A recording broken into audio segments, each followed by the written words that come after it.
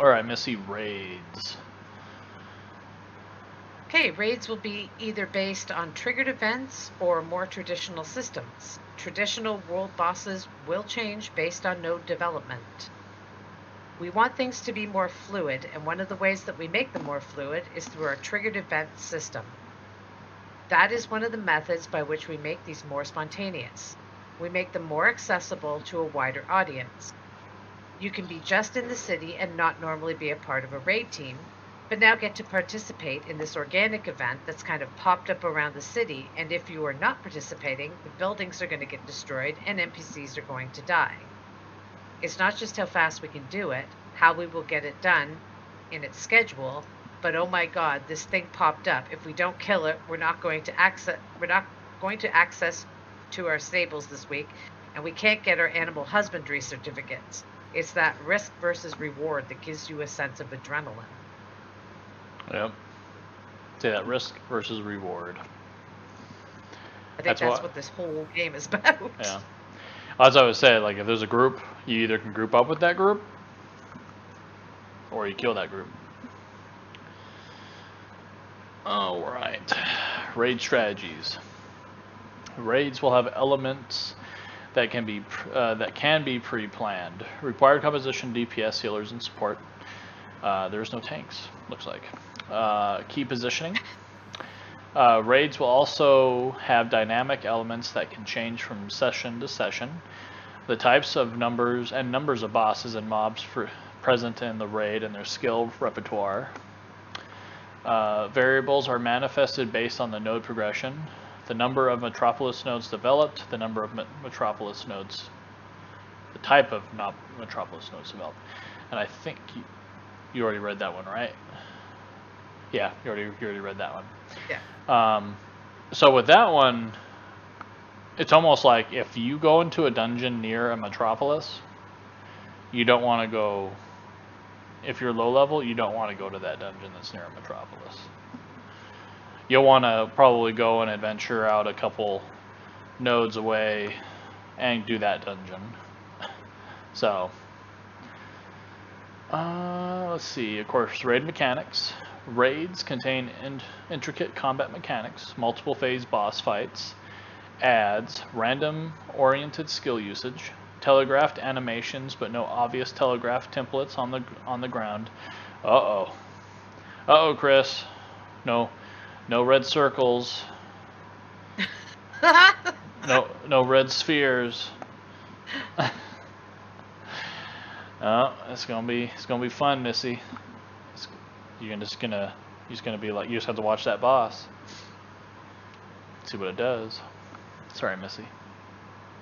I'm gonna be poor because I'm gonna lose everything I have when I die. Missy will just become our crafter. She just makes her stuff. I just make all the stuff so you guys can go battle. Right.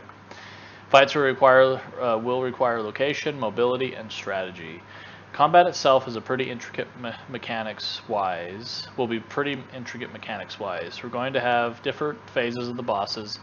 There's going to be a lot of add stuff. There's going to be random-oriented skill usage. We're not going to have telegraphed templates on the ground, but we will have telegraphed animations. So that almost tells me they're kind of doing like what they're doing in Savage on Final Fantasy XIV, where I think was it the first one? Right into Savage level rating. Right. Where you actually had to listen to what the boss was actually saying to figure out what was going to happen next. So it's going to be location, mobility, and strategic. It will be something that cannot be repeatable in the exact same way from raid to raid, but has a variance between the combat, so raiders are going to have to be fluid in thinking on their feet. Telegraphs is in specific circumstances. There will be telegraph tells to communicate something that's happening. Animation tells, templates. People's balls, yep, I get that. I guess go ahead and do raid progression, Missy. Alright, raid tiers. Tiers of raid difficulty are in accordance with the world's node structure. The more developed a zone, the more challenging the content, and we feel that's a good progression when it comes to actual adventuring class, because it will match both world development and it will also continue to allow for participation for new players, if they may go into a zone that's recently been reset by either a siege or some other event. So bosses, there will be between 12 to 15 raid bosses in the world. Legendary equipment is only dropped by legendary world bosses. Particular world bosses have stages of progression, such as defeating acolytes, then lieutenants, then generals, then the world boss itself. At each stage, there is increasing difficulty. This may be parsed out into different time periods and be behind a wall of development. A single-digit percentage of the population will be capable of defeating certain content. There will be some in-depth raiding that has multiple stages that will be extremely difficult, and it would definitely be in the single digits of population that will be capable of defeating certain content. It doesn't mean that there won't be content available for the larger percentages as well. There should be a tiered level of content that players can consistently strive to accomplish. If there is no ladder of progression and everything is flat and all content can be experienced, then there is no drive to excel. True. If you care to raid. PvE difficulty. I just thought I'd slip that in there and carry on. Oh, Missy, I feel like Ashes of Creation is going to change your whole philosophy on no PvP, raiding. I'm going to go right into like Final Fantasy and I'm like, savage! Right. Become a savage raider. Well, to me, everything that we're talking about right here, we could pretty much all agree and say the world is truly living, right? And what you're going to be reacting to, Missy, is almost like in real life, if there was a fire, and you had to save that kitty, yeah, you don't like fires. I would have saved the kitty. Yeah, like you don't like fires, but there's a kitty to save, right? So you go into that fire, save that kitty, right? Mm-hmm. So, and then Chris is going to save you. Exactly. Yeah. Exactly. Soothe my burns. So I think in this, the way they're always describing all these like raids and bosses and world bosses and things happening is you're going to react to them, just because like, oh, there's a dragon attacking my city, like that's not cool, Oh my tree. Exactly. All right, PvP difficulty, Missy. Okay, the difficulty of PvE content, such as raids and dungeons, will adapt based on the performance of the raid or group against previous bosses in that encounter. Higher performance in earlier phases will increase the difficulty of subsequent phases of the encounter.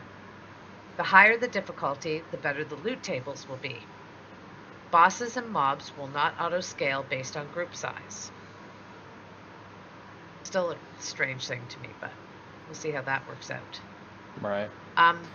Metrics. Not about the size. It's about how you do it. Okay, you're like a disembodied head right now, just like floating side to side. You're kind of creeping me out right now. I just gotta say that. Right. Just go like. Well, it's just like your head's like floating back and forth. It's like. It's like kind of weird. Anyways, carrying on. Yep. It's almost 3 a.m, so we're good. I know. Well, for you it is. Right. So metrics. Ashes of Creation gathers tracking data to facilitate achievements, titles, and other accolades on a server.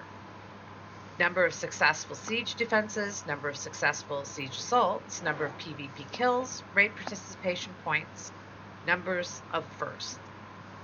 Visibility of those types of things on the server help to promote a competitive atmosphere. If there is an attainable impression that you can work towards so that others know your success, you have more drive to succeed. So Trophy Park. Trophy Park is an area within town, city, or metropolis nodes that has available spots for trophies. These trophies show the character names of players who are the first to complete world bosses and dungeon bosses that were spawned as the result of the development of that particular node. Server announcements and achievements are designed to encourage groups to experience new content. Yeah, to butt in there real quick. This is one thing that they took away from Butter. WoW, which I think is stupid. Huh? Butter. Butter? Butter. What's butter? You're a butter. I'm a butter? Because you're going to butt in. Ah, yeah. Is like the server firsts. You know, when you got a new expansion drop, normally, you know, and it was and the reason they took it away was always stupid. You know, it's because people would save up stuff and then they would get to max level, you know, blacksmithing, and then they would get the server first achievement for it. You know, it's like the whole personal loot thing versus group loot, master loot. You know, they're trying to control trying to corral and control groups, and you know, it's like people can't handle themselves. For the 1% that are bitching, we have to make a whole system that affects the other 99%, right? And it's stupid. And sadly, that's actually how all of our society works these days. The 1% that are really making the fuss, the other 99% pay for it. It's kind of what I was even told about insurance. You have that 1% that keep wrecking their car over and over and over and over and over again, and it's the 99% that actually pays for that 1%. Yeah, that's why our premiums go up and up and up and up and up. Yep, they're like, your premium goes up. Accidents in your area. Yep, caused by that damn 1%. Yep. All right, the whole insurance thing. Don't get me started on it. We're not getting started. I think it's worthless. But go ahead. Leaderboards. So there will be dungeon and raid leaderboards. Some leaderboards will be across all servers. All right. I don't care about those. I'll never read them. Couldn't care less about those. Unless you're on it. Nah, I still don't care. Oh, Missy. I don't even watch myself on YouTube. Why would I go to a trophy park? I know. My wife was talking about how she's like, you know, you used to like wake up and listen to like Mr. Happy or whatever, but then now you're waking up and she's like, and now you're listening to yourself on YouTube. I'm just like, I was like, it's just something to have in the background, I guess. You know, plus, you know, viewer time and, you know, all those statistics. Right, Chris? Just got to sit there and just listen to it. Let it play all the way through, you know, watch time, you know, analytics, right? All right. Sure. Yep. If everyone didn't know, Chris is well, he's about to actually re-pick it back up, but he's our editor and, you know, QA guy. So it's technically something that's his department. So I'm glad he agrees. All right. So looting. Ashes Creation intends to use traditional loot rules selected by the party leader. Yay! That's what we were just talking about. Loot Master. A master looter or loot master is a player designated by the party leader to decide how the loot is distributed in a dungeon or raid party. That was another reason why they took it away, was because you have people ninjaing, right? There's like 1% people that are ninjing gear and looter. You know, but I think, you know, it's like, let the kids play, right? Let the kids beat themselves up, you know, like, stop babying them, stop babying us, you know. Round robin. With round robin looting, man, I haven't heard that term in a long time. Party members take turns looting. Need before greed. This is traditional need before greed system based on dice rolls. Bidding system. Intrepid are investigating a potential bidding system which allows players to bid on items instead of rolling for them. The highest bidder wins the item. The gold then goes into a pool that is split amongst the rest of the party members. That is pretty cool. I would totally go for something like that. That's a neat idea, actually. Right? Never seen that before. Right. Loot tables. Monsters drop hunting certificates, items, and crafting materials rather than gold, of course, which is good. Hunting certificates is a term that covers items such as pelts that house the value of a mob's death. These certificates are specific to economic region. Of course, I think we were actually kind of already talking about this, because, you know, wolves don't drop gold. They don't carry gold. Yeah, all so- this we talked about. Yeah, about that. Now, loot tagging. Here we go. So, loot tagging. Looting rights is based on a tag and DPS damage system. The first party to obtain a tag on a mob or boss will require approximately 40% or more of the total DPS to be granted looting rights. Parties who do not have the first tag will be required to do more than 60% of the total DPS to qualify for looting rights. So there you go, Missy. So their open world dungeons would mean if you get there first, there is a benefit. You only have to do 40%. But if you're not the first party to hit that boss and it's already halfway dead, you ain't going to get looting rights, even though you've killed half of its life. Yep. So You have to do thus 60%. thus the conflict. Thus the conflict will arise. So that'll be interesting to see and fun. That's a double-edged sword, right? I mean, to be honest, that just, to me, that means that if you have everyone lined up, like all the groups, then this doesn't really matter, right? But if a group comes in after you, 14 hunts, yeah, but to be honest, like,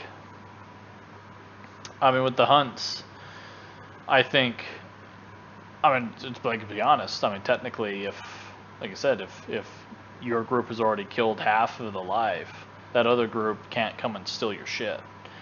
So for me, it's either they. So we'll kind of have to see how that goes, but. I like the next line. Yeah. Gatherers may have the ability to spoil a boss's loot. Because that could be a gatherer. You're going to be a gatherer? Remember? Yeah.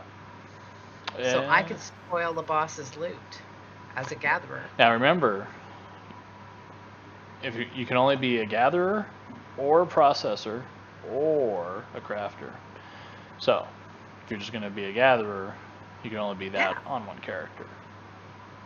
I just gotta gather stuffs. Well, there you go.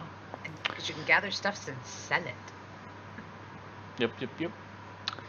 Well, I think you actually, you would want to probably, Arnie might have to find someone who's a processor, and then they'll find the crafter.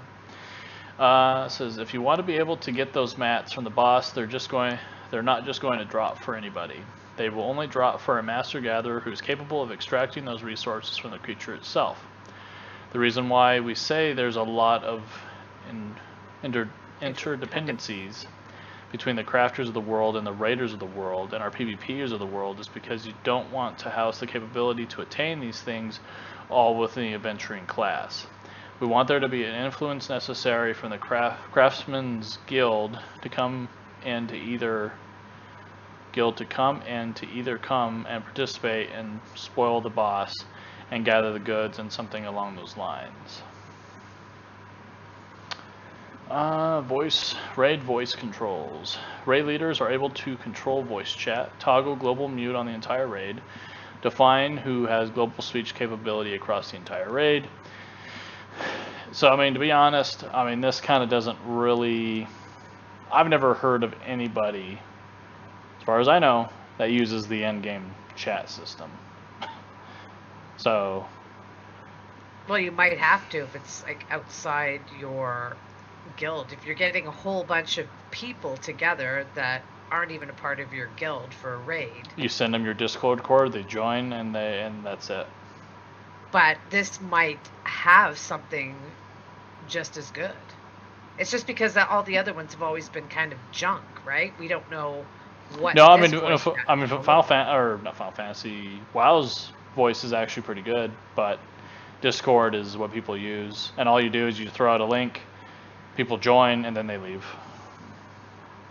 I'm just saying if people use it, I mean, there's probably very minute people that use it, but for the majority, it's going to be join our Discord or you ain't joining our group. People are going to be like that. Yeah. This might be a very simple system. Well, I mean, the other one in World of Warcraft is simple. You just join the party, join the voice chat, and you're good to go. which is probably going to be the same thing for this. It's just, are people even But why going would to you use want it? to set up the whole Discord thing, though? That just, to me, that just seems redundant to go through so much effort to put somebody, into your Discord, then they have to leave your Discord and all that crap. Why wouldn't you just use the voice chat that's right there? You have a raid, boom, click voice chat, and you're good to go. I don't understand. What's the same thing with Discord? You have a link, they put it in there, they join that specific channel that you created that link for, and then they leave. Click, That just seems click like join, more leave. extra steps that are really unnecessary. I don't understand. I understand that if it's your guild and you're doing a raid, right? Well, no, I mean, it's pretty simple with with Discord, or even Ventrilo back in the day, TeamSpeak. It was just, here's the link, join, leave, done. What about people who don't have Discord? Some people don't even have Discord. Then they got to set up Discord. Yep, exactly. At least they have the game. Yeah, well, Discord is the animal right now that's being used, so it's either Discord or go home. Well, we'll see 2 years from now. We'll see. This is still 2 years away. Yeah, we'll see.